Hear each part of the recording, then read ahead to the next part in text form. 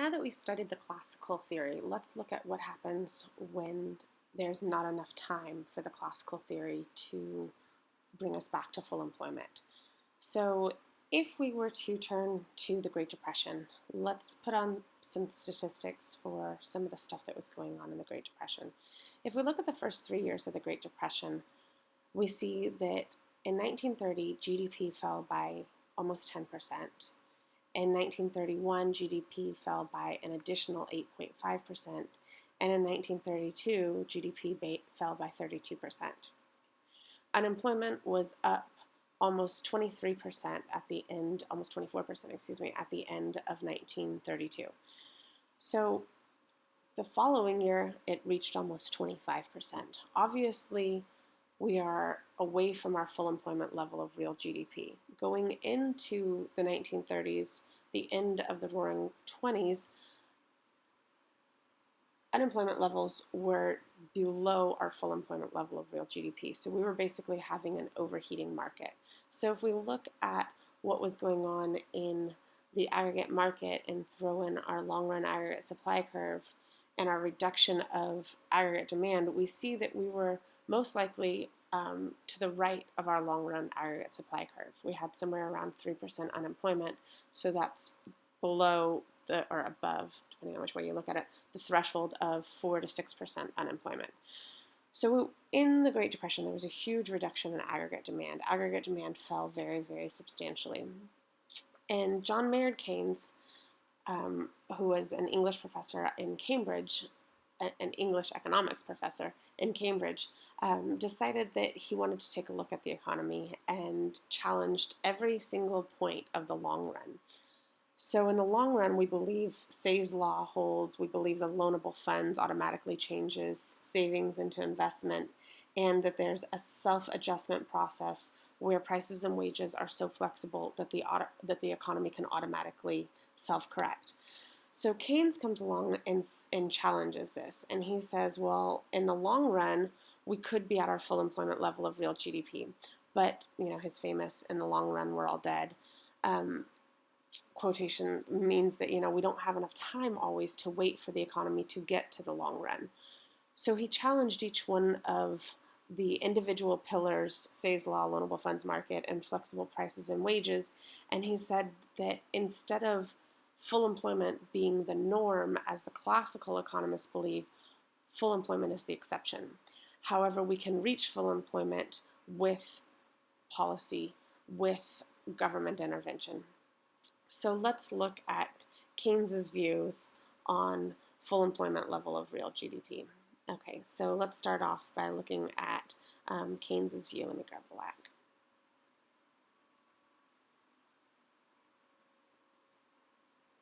So this is the Keynesian view of economics.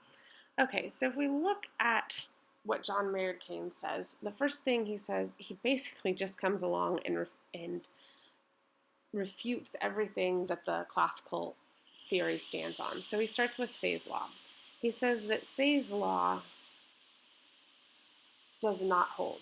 Supply does not create its own demand. Okay, supply does not create demand. He says that's a fallacy. He says that demand is the motivation for firms. Firms are going to try and produce goods and services only if a demand already exists. Now, obviously, this isn't true of every market, otherwise we wouldn't have things like the pet rock. I'm pretty sure there wasn't a demand for that before the supply. Any problem with aggregate demand, or any problem with the economy is a problem with aggregate demand, and we need intervention to fix the problems. This is Keynes's view. So the second problem with the classical theory is that this loanable funds, the loanable funds market, savings do not automatically turn into investments. Savings do not automatically become loans and become investment spending for firms. There's no automatic mechanism that turns savings into loans. The things that this is going to depend on, in order for a firm to take out a loan, they're going to look at things like their return on investment. They're not going to take out a loan unless they think that the investment that they're going to get off of that loan is going to be worth their while. The same thing that happens when consumers are looking at it. It depends on their level of disposable income. Well, obviously in the Great Recession or the Great Depression, when consumers didn't have money, their disposable income fell significantly. Okay, the last thing that Keynes says is incorrect is that prices are not actually flexible. Prices and wages aren't as flexible as they would need to be in order to be, in order for the classical theory to hold. He says that they are actually sticky. He says that we have sticky prices and sticky wages, and they're specifically sticky downward. Okay, so Keynes says if we want to get out of this Great Recession, we can't just, we have to challenge the thinking that we've had so far. And so far, from 1776 to 1933, this was the standard thinking was the classical theory. So Keynes says, let's look at aggregate demand. Let's look at aggregate demand in all the individual components. So aggregate demand, we know that aggregate demand is equal to, aggregate demand is equal to household consumption, business investment spending, government spending, and net exports. So he looked at each one of these individually, and he said consumption.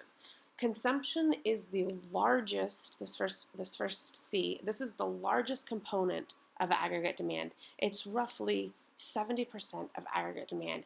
If we could increase consumption, we would be able to increase aggregate demand. So how can we increase consumption? Okay, so he looked at the consumption function, and he said that if we give people additional money, we know that they'll spend part and they'll spend part and they'll save part. So let's look at the marginal propensity to consume and the marginal propensity to save. Okay, if we add these things up together, they're going to equal 100% or $1. Okay, so let's say that we gave somebody $1,000. Okay, if we give somebody $1,000 and we see that they spend $870, then their marginal propensity to consume, how much consumption, so this is actually going to be the change in consumption over change in disposable income, we're going to see that here their marginal propensity to consume is 0.87. Okay, if we look at the marginal propensity to save, the marginal propensity to save is a change in an individual's savings when there's a change in their disposable income. So if we gave them that same $1,000 and they spent $870, that meant $130 of it went into savings. So their marginal propensity to save is 0.13. Okay. So as we learn more about the marginal propensity to consume and marginal propensity to save, as people have more money, their marginal propensity to save goes up. For example, if someone very wealthy sees money on the street, we can make the argument about Bill Gates when we figure out how much he makes per second. We can make the argument that if $1,000 was laying on the street on his way to work, he makes so much money working per second that, in his working years, he made so much money. I think they figured out that his working per second salary or earnings was somewhere around $52,000 a second or something like that. So there's the claim that if he were to walk down the street and he saw $1,000, it wouldn't even be worth his while to pick it up. He's better off getting to his office and making the big bucks. But we see that as income goes up, the marginal propensity to save goes up. They're making more, they are consuming more, but not as a percentage of their income. They're actually saving more as a percentage of their income because they already have all the goods and services, and if they earn an additional $10,000 that year, they're not going to go out and spend it. We see that in poorer families, the marginal propensity to save is going to be significantly lower. So in this time of the Great Depression, without an income, it's really hard to look at savings and say, hey, how can we increase aggregate demand through the marginal propensity to consume or the marginal propensity to save, giving people more money, um, which is definitely part of Keynes's argument, is to deficit spend and give them tax breaks and possibly even pay them to move dirt from one side of the road to the other. However, consumption is really, really hard to change through policy. So he said, as nice it would be to look at consumption, consumption is probably not going to be something that I can encourage policy workers or policy writers to try and manipulate. So the next thing that he looked at was the investment spending. Okay.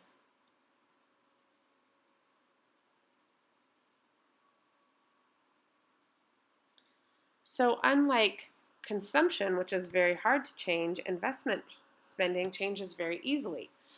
Unfortunately, not through policy. Investment spending relies on pretty much two main things. The first one is going to be the interest rate that firms are able to get on their loans.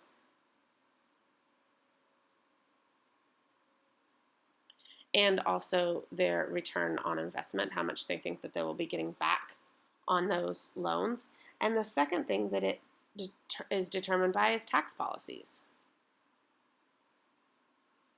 Now, if you found out that your capital gains taxes were going to be going up significantly, that's probably going to slow down your desire to put a lot of money in the market and try and make a lot of money on it, because you're going to be paying 80% back to the government of anything that you make. So investment spending, especially in a depression or a recession, is going to be very difficult to reliably change through policy. So we'll get rid of that one. Now the next one that we'll bring up, we'll save government for last. Now the next one that we'll bring up is net exports. So our last component, which we know is exports minus imports. So what does the United States level of net exports depend on? Well, it depends on two things. The first thing that it depends on is the value of the dollar. Okay, the value of the US dollar. And the second thing that it depends on is the strength and the health of the economy of our trading partners. So the economic health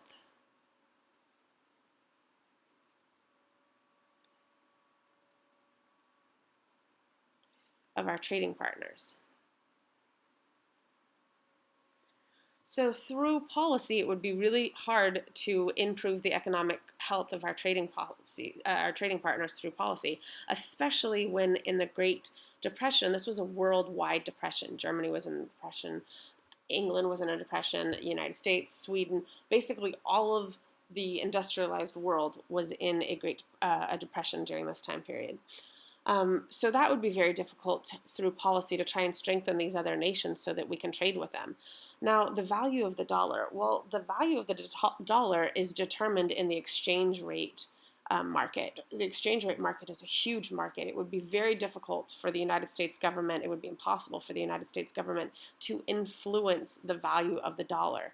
And the other thing that we would see, let's say that if the dollar does appreciate, and goes up in value, what's going to happen to our trade? Well, the thing that we're going to see, if the dollar is stronger, that means the U.S. is going to import more goods and services because we can buy more abroad, and we're going to export less goods and services. So then we would actually need to weaken the dollar in order to try and increase exports, and that's not something that even if policymakers could do, they would want to do. So we didn't have any good options through the other parts of aggregate demand except for using government spending. So Keynes argued that we should use government spending in order to increase aggregate demand, and through government spending we could spend our way out of a recession or a depression. So Keynes believed that the United States government should be what we call or actually all governments should be what we call the lender of last resort, or, the spender of last resort. And he also encouraged the United States government to cut taxes in order to encourage consumption. So, decrease taxes in order to increase consumption. So, we're going to look at some data on how the policies actually worked. And, I mean, I shouldn't say that because everybody has a different opinion on what got us out of the Great Depression. But we're going to look at how government spending increased aggregate demand and allowed us to move from our aggregate demand curve sub 1 out to aggregate demand curve, we'll say sub,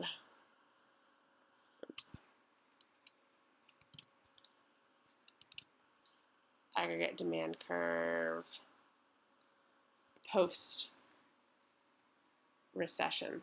Now, this is going to be in the middle of the Second World War and preparations for the Second World War. So, there we go. Sorry, my computer is not wanting to cooperate. There we go. It just does not want to turn off. There we go. Aggregate demand sub 2. So this is going to be once we've fully recovered, and that's going to be while we're preparing for the Second World War. So we'll see that through government spending, we were able to increase aggregate demand anytime that we increase any of these components. C plus I plus G plus X minus M, we're going to have an increase in aggregate demand. So here we had a very large increase in government spending, and a lot of that money was spent on households to increase consumption. So after this chapter, we're actually going to look at how one person or the government's consumption is able to have a magnified effect or a snowball effect on consumption, because one person's consumption becomes another person's income, and it just is able to spiral and grow. So that's going to be in the next chapter, though.